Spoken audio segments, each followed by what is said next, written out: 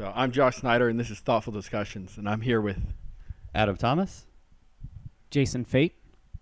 And Jason Kodat. Awesome. And what do you guys do? We are the founders of Captured Pittsburgh. Okay. Here in Pittsburgh, we're a nonprofit that supports photography and creatives in the city of Pittsburgh. Awesome. How do you do that? We have three pillars that we stand on. Okay. Promotion, educating, and supporting. Yep. For promotional, we have a gallery space in Shadyside on Walnut Street that every month we pick 8 photographers to post their pictures in. Okay. We print them on these large metal panels and hang them in the display outside. Yep. For education. I'll turn that over to Adam here. All right. Sure. The education plank of what we do centers around a couple of different things. Probably the most obvious one is within the community. Mm-hmm. We have various workshops covering different topics that relate to photography. Sometimes it's skills-based, like off-camera flash, or like it could be subject-specific, like food or cars. Mm-hmm. And then we also introduced about a year ago what we call Learning the Biz, which is a series of workshops covering things like contract law, copyright. We're going to have a new one coming up later this year that's going to cover accounting as it relates to the photography business. So just gives people a chance to kind of make that jump if they want to go from hardcore amateur to paid professional. And then the other end, it's still kind of we're still ramping it up, but we did some of it. We kind of launched some of it last year, and that was within the schools in the area, working with area students at the secondary education level. What we're looking to do down the road with it is essentially target schools that maybe either lost the funding for such a program or maybe never had it to begin with, or maybe it was reduced to like a club level, and we can kind of come in there and sort of bolster that again with the school. So those are the two angles of our education platform. And lastly? Well, actually, support is fairly limited. We don't have the finances to financially support any photographers at this point, but our support is primarily by getting the word out there about the local photography scene, sort of, and providing these events, which are both educational and also they're kind of experiential. Yeah. Give people the chance to do things that they wouldn't normally do, bust out of their normal molds, kind of take unusual pictures. And because so many people show up to them, they also kind of serve as a built-in networking event as well. Right. Awesome. When did you guys get started? 2016? Yeah. October 2016. Awesome. So we have just over a year that we've been having this fun adventure together in the nonprofit world. Cool. And you guys have gone as far as Erie, is that right? So far, we do have a branch that started up in Erie towards the end of 2017. Awesome. So they did have one meet so far, and they're putting together stuff for 2018 this year. So hopefully that's just as exciting up there. Heck yeah. So individually, how did you all get started? Should I tell it? All right. So this is what we call our tea shop story. So let's hear it. But spring of 2016, Jason and I had known each other through some other like photography meetups and things like that around the city. Yep. And he just kind of out of the blue was like, "You want to get together, grab a cup of tea? I have an idea I want to run by you." I said, "Okay, sure." And he had initially this idea for an outdoor photo gallery, some sort of installation type of setup. And, we started kind of like talking back and forth about how that would work. And he asked if I wanted to get involved with it. And I said, sure. But one condition, I'd like to add an education element to that too. Cool. Many, many years ago, I had worked in the education field as well. So that's still... it stays with you. Absolutely. And, I didn't know what it was going to look like. I just was like, I have a couple of basic ideas that I think might fit with that. And it just we just kept chatting about it and kind of forming the idea more and more. And then we brought in Mr. Kodat to help it all make sense. Am I about right on that? Yeah. So we, after we met, we decided that can't have two creative dreamers run an organization, so we need somebody that's a little more down to earth and knows the business side more and analytical. Gotcha. and to keep us in line so we're not out of business in the next 6 months. Right. So I reached out to my friend Jason. We'd been friends for a few years, and I said, hey, do you want to be part of this group? And I think my reaction was like, what? Because I'm like, I have a TV production degree, but I haven't done anything with it since graduating back in and so I'm like, what am I bringing to this? And then kind of as we actually started doing projects and our first couple of events, I realized that what I brought to this was not the creative side, but I refer to myself as the person that allows us to use the same knife more than once. Gotcha. He kept walking away with it, or actually walking away from it during our second event. And I'm like, oh, let me pick that up off the ground. He'd be like, where'd you put your knife? I'd be like, oh, you left it over there. Here it is. Gotcha. So you keep it all together. Sort of. Yeah, as much as you can. He's the instant no guy. yeah, the instant no guy. No. On a personal level, so you're all photographers. No. No. Just Adam. Is that really? Well, in Like- a professional sense. Okay. Like, I take pictures, but Yeah. I do not consider myself a photographer. I consider myself an advocate Okay. for photography, but Okay. definitely not a photographer. Gotcha. And for you? I have a camera that I take pictures when I'm on vacation, but for me, Yeah. this was just a lark, and I'm like, well, let's see what happens here. Yeah. So, but when you're doing your photo walks and stuff like that, are you both taking pictures as well? I take pictures along the Okay. way, but mostly just to document the day's event. Yeah. And then Jason's normally getting the behind-the-scenes stuff. Because when we, Gotcha. like, our photo walks are very well organized versus some of the ones in the past. So, Right. and we have food and stuff at them for our participants and stuff, and somebody has to get all that stuff Right. coordinated and So organized. organizing. and Yep. So, unfortunately, somebody draws the short straw. Yeah. I think I've been on at least a fraction of every single walk we've done. All right. At a pretty stiff pace. Oh, I gotta hurry up and get to the end. This is where I cut out. Yeah. So you do printing, and you do printing for photography and stuff like that. Yeah, I mean, I do more. So my personal business, I do advertising and print. I more of like sign shop work. Right. Is like large format stuff. I do produce like the prints for the gallery space. Yeah. Stuff like that. I don't do. Like I won't touch anything that's small, like 8x10 or something Right. like that. It's just not economically feasible for me for what I'm printing on and what I do. Yep. So. Gotcha. So what inspired you to want to do this for photographers?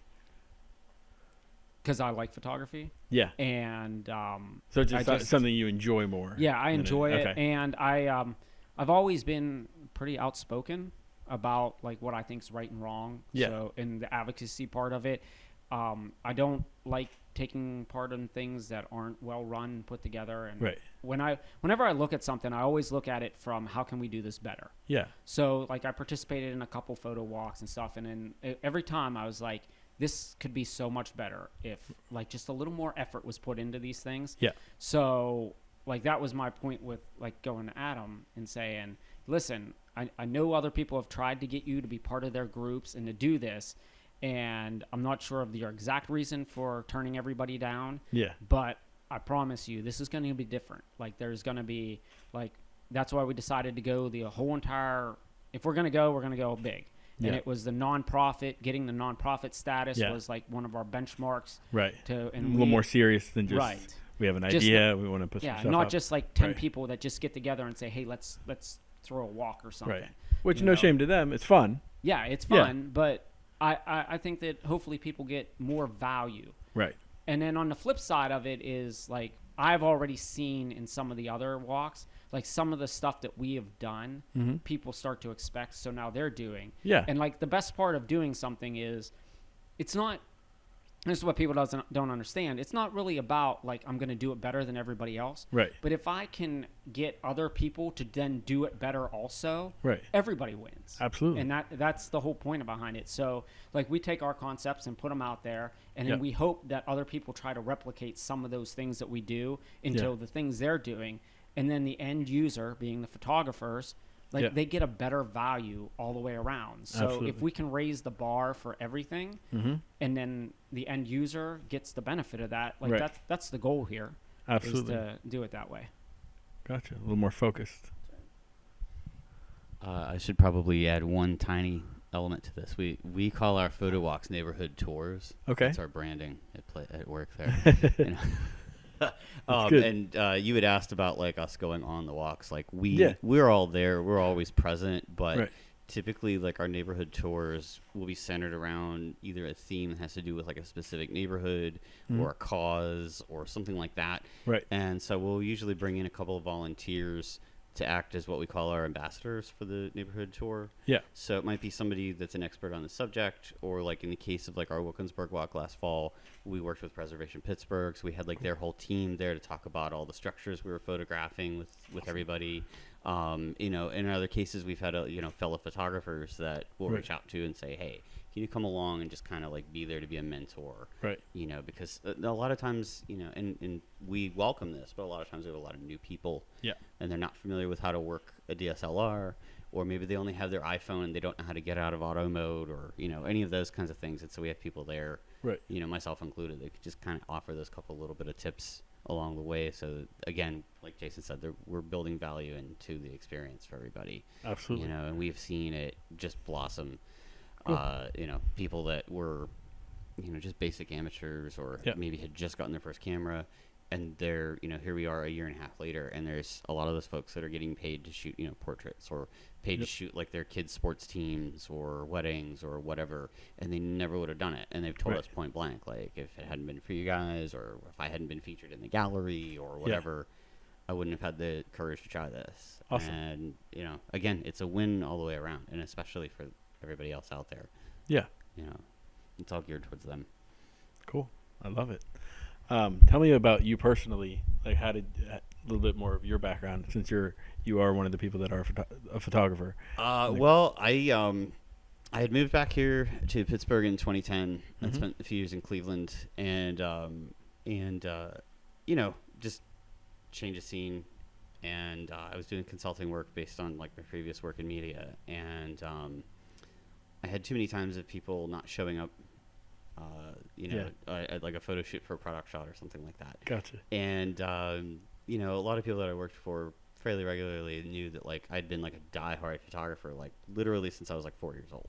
Gotcha. And I'm 40 something now, so practicing so for it's a while. been a while. Yeah, like, you know, like darkroom and, you know, the whole bit, like Yep. old school black and white printing, and Awesome. you know, always had cameras along everywhere I went. I used to make everybody mad. I had to get like the perfect shot, like, you know, on trips and stuff. And so I was like, well, you know, I know it, so sure, I'll start doing it. And you know, one thing led to another. I ended up finding myself shooting concerts more than anything. That seemed to be like where I gravitated. Yeah. And so I just kind of went with it. I didn't try to force my way into other areas of the business or whatever. And I'm very, honestly, as a side note, I'm very happy to see like that element of photography in Pittsburgh has really taken off thanks to like our music scene around here, which is fantastic. Yeah. There's, you know, there's always coverage. Bands have to feel good about that. You know, I like knowing I was there to like kind of start that push in a way. Yeah. So it's sort of like that took root. Video, you know, starting around 2013 started taking over like everything I was doing. Yeah. But, you know, even though it's roughly 90% of my business now, Small Universe Media. Right. There's my other plug. I treat like photography almost like a vacation in a way. Like if I get hired to come in, like I just wrapped up like the Clarks, like for their new record, like Sweet. spent November and December in the studio with them. Awesome. And, you know, it was like a vacation. They were like, you know, you cool with this? We know you do video. I was like, yeah. Taking photos is still my favorite thing. So, right. You know, so it was really cool when 2 years ago this guy was, you know, had this idea and he floated it my way, and I was like, yeah, totally. That's the future. It's not, you know, I can still keep doing what I'm doing, but with almost any creative endeavor, you know, there's like a shelf life to it. I mean, let's be realistic. It's, you know, I don't necessarily think I'll be doing the same thing 30 years from now with regard to photography and video production. I could be wrong, but you know, for me, you know, the older you get, I think it's more about, you know, reaching out. What can you do for other people? What can you do for the community? And this was just like this perfect opportunity that I can take something I already love to do that I'm already getting paid to do. Yeah. I can teach other people about it, from like, sort of a layman's point of view. Mm-hmm. And along the way, build up this other kind of legacy in a way that everybody else can, and as Jason said, we've been seeing like people are starting to take some of the elements of what we're doing and incorporating into what their groups or their organizations are doing. Right. That's wonderful. I love getting to see that. That's, probably the best overall part of this besides the one-on-one experience of knowing you help that person or that individual or that organization or whatever directly, is getting to see that sort of ancillary growth that takes place after that. So yeah, that's a little bit about me. Cool. Tell me, and any of you can answer, a little bit about like inspirations for, whether it's photography or what you do in your personal life, and like how did you get inspired to, like, whether it's wanting to do this particular thing or just as you keep going, you come over hardships and you just like work through it. Give me a little bit. Everybody's looking at me, and I'm probably the wrong person to answer this, because essentially what happened is, like a year and a half before he came up with this idea, I'd gone through a divorce and it kind of messed me up a little bit. But kind of when I started kind of recovering, essentially my life was kind of driven by myself asking the question, well, what's the most interesting thing I can do now? Right. And when this came up, I'm like, well, that sure fits. Awesome. And, I mean, I'm pretty happy to say that you've done some pretty interesting stuff with us. I'm pretty sure. Yeah, I think the best thing I get from Jason here is like every time that we do something, be it we threw a party on the rooftop of Sky Bar, like our very first event was like after our walk, we threw a party on us, we just threw our second concert photography meet. So it's like, we just threw a private concert for 30 of our closest photography friends, like who gets to do that? Like, I mean, it's like, what's next? And we're always like, how can we top this one? Like, what can we do cool? Right. So, yeah. Cool. Did you overcome anything besides your fear of people? My fear of people. Right. I'm so afraid to talk. No, honestly, man, your dad, you can relate. Like, my kids, especially when my son was born, my first child, like, it just opened up all the other possibilities that literally my brain had never considered. Right. And it sort of, it gave me that extra push to go, okay, I'm going to go from doing this kind of part-time thing while I'm doing X, Y, and Z over here to just throw caution to the wind, let's do this full-time and see where it takes you. And sort of like Kodat said, like, well, what's next? What's the next most interesting thing, but sort of the caveat, at least for me, is, well, does it have any meaning to it? It can't just be a thing to do because it's a thing to do.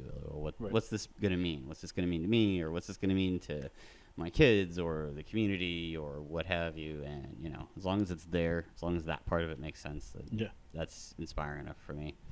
Awesome. That was to my total frivolity.